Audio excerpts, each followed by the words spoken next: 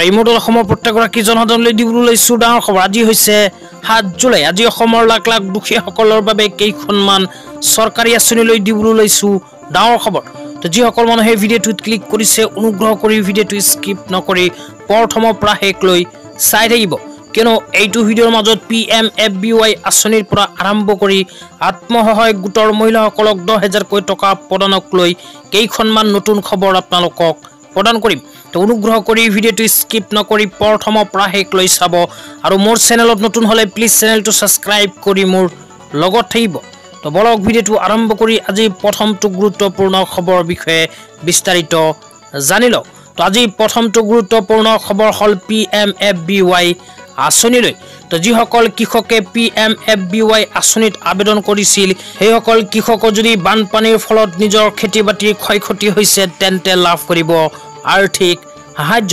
লগতে যিসকল কৃষকে এতিয়ালৈকে PMFBY আঁচনিত আবেদন কৰা নাই সেইসকল কৃষকে অতি শীঘ্ৰে কৰি লওক আবেদন, কিয়নো প্ৰাকৃতিক দুৰ্যোগৰ ফলত যদি আপোনালোকে খেতি বাতি কৰাৰ পিছত খেতি বাতিখনৰ ক্ষয়ক্ষতি হয় তেন্তে আপোনালোকে PMFBY আঁচনিৰ অধীনত লাভ কৰিব ক্ষতিপূৰণ। তো আঁচনিখনৰ বিষয়ে প্ৰথমে আপোনালোকক জনাই দিছোঁ, তাৰপিছত জনাম আঁচনিখনত কেনেকৈ আবেদন কৰিব আৰু আবেদন কৰাৰ বাবে কি কি যোগ্যতাৰ প্ৰয়োজন হ'ব। তো আঁচনিখনৰ বিষয়ে এতিয়া আপোনালোকক বিস্তাৰিত জনাই দিছোঁ। তো আঁচনিখনৰ নাম হ'ল প্ৰধানমন্ত্ৰী ফচল বীমা যোজনা। তো ইয়াতে কোৱা হৈছে প্ৰধানমন্ত্ৰী ফচল বীমা যোজনা হৈছে ভাৰত চৰকাৰৰ কৃষি আৰু কৃষক কল্যাণ মন্ত্ৰালয়ৰ দ্বাৰা পৰিচালিত কৃষক কল্যাণমূলক আঁচনি, যাৰ অধীনত দেশৰ দৰিদ্ৰ কৃষকসকলৰ শস্য বীমা কৰি তেওঁলোকৰ মুক্তি লাভ কৰে। প্ৰাকৃতিক দুৰ্যোগৰ বাবে শস্য হেৰুৱাৰ বাবে কৃষকসকলে সন্মুখীন হোৱা সমস্যাসমূহ এটা নিদান দিয়ে। প্ৰধানমন্ত্ৰী ফচল বীমা যোজনাৰ ভিত্তি হৈছে এক জাতি এক শস্য এক প্ৰিমিয়াম, যিয়ে কৃষকক অতি কম ধন দি শস্যৰ বীমা নিশ্চিত কৰে আৰু শস্যৰ প্ৰাকৃতিক কাৰণত হোৱা লোকচানৰ ক্ষতিপূৰণ কৃষকক দিয়ে। তো যিসকল কৃষকে নিজৰ খেতি বাতি ক্ষয়ক্ষতি হোৱাৰ পিছত ক্ষতিপূৰণ পাব বিচাৰে সেইসকল কৃষকে অতি শীঘ্ৰে কৰি লওক প্ৰধানমন্ত্ৰী ফচল বীমা যোজনাত আবেদন। তো আবেদন কৰাৰ কাৰণে কি কি যোগ্যতাৰ প্ৰয়োজন হ'ব এতিয়া আপোনালোকক জনাই দিছোঁ, অনুগ্ৰহ কৰি চাই থাকিব। তো যোগ্যতাৰ ভিতৰত 1 নম্বৰতে কোৱা হৈছে বীমাকৃত মাটিত শস্য উৎপাদন কৰা কৃষক। তো আপোনালোকে শস্য উৎপাদন কৰা কৃষক হ'ব লাগিব, খেতি বাতি কৰা কৃষক হ'ব লাগিব। তাৰপিছত কোৱা হৈছে কৃষকৰ বৈধ মাটিৰ মালিকী সত্যৰ প্ৰমাণপত্ৰ থকাটো বাধ্যতামূলক। 3 নম্বৰত কোৱা হৈছে কৃষকে নিৰ্ধাৰিত সময়সীমাৰ ভিতৰত অৰ্থাৎ প্ৰতিটো বীজ সিঁচাৰ বতৰ আৰম্ভ হোৱাৰ 2 সপ্তাহৰ ভিতৰত বীমা কভাৰেজৰ বাবে বাধ্যতামূলকভাৱে কৰিব লাগিব আবেদন। তাৰপিছত কোৱা হৈছে কৃষকসকলে নিশ্চিত কৰিব লাগিব যে তেওঁলোকে এনেধৰণৰ শস্যৰ ক্ষতিৰ বাবে আন কোনো উৎসৰ পৰা কোনো ধৰণৰ ক্ষতিপূৰণ লাভ কৰা নাই।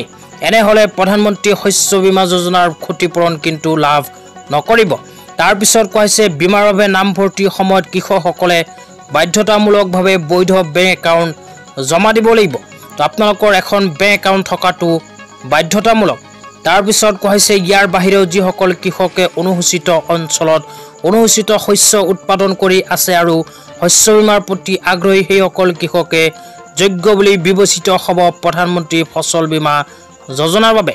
তো যিসকল কৃষকে নিজৰ খেতিডৰাক প্ৰাকৃতিক দুৰ্যোগ বা বানপানীৰ ফলত ক্ষয়ক্ষতিৰ পৰা ৰক্ষা কৰিব বিচাৰে সেইসকল কৃষকে প্ৰধানমন্ত্ৰী ফচল বীমা যোজনাত কৰিব লাগিব আবেদন।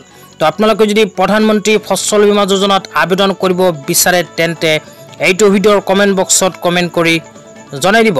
তো কমেণ্ট কৰি জনাই দিলে ইয়াৰ নেক্সট ভিডিঅ'ত আপোনালোকক আবেদন প্ৰচেছ সম্পৰ্কে দেখুৱাই দিম।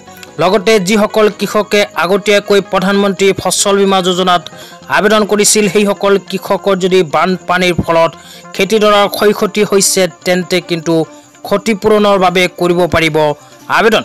তো আপোনালোকে যদি প্ৰধানমন্ত্ৰী ফচল বীমা যোজনাত আগতীয়াকৈ আবেদন কৰি ৰাখিছিল তেন্তে ক্ষতিপূৰণ কেনেকৈ লাভ কৰিব যদি বিস্তাৰিত জানিব বিচাৰে তেন্তে এইটো ভিডিঅ'ৰ কমেণ্ট বক্সত কমেণ্ট কৰি জনাই দিব।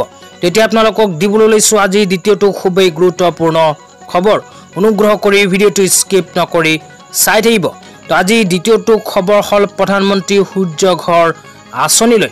তো যিসকল দুখীয়া মানুহে প্ৰধানমন্ত্ৰী সূৰ্য ঘৰ আঁচনিত আবেদন কৰিব সেইসকল দুখীয়া মানুহক ভাৰত চৰকাৰে 50,000 টকাৰ পৰা আৰম্ভ কৰি 1.5 লাখ টকাৰ চৰকাৰী চলাৰ প্ৰদান কৰিব।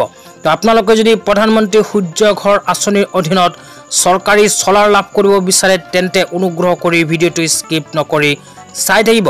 তো প্ৰথমে আপোনালোকক আঁচনিখনৰ বিষয়ে জনাই আছোঁ, ইয়াৰ পিছত জনাম আবেদন কেনেকৈ কৰিব, কি নথিপত্ৰৰ প্ৰয়োজন হ'ব।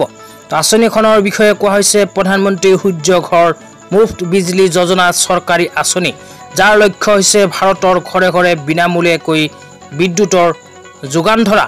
এইখন আঁচনিৰ জৰিয়তে কিন্তু বিনামূলীয়াকৈ বিদ্যুতৰ যোগান ধৰিব ভাৰত চৰকাৰে। তেতিয়া আপোনালোকক জনাই আছোঁ কি যোগ্যতাৰ প্ৰয়োজন হ'ব যদিহে এইখন আঁচনিত আবেদন কৰিব বিচাৰে।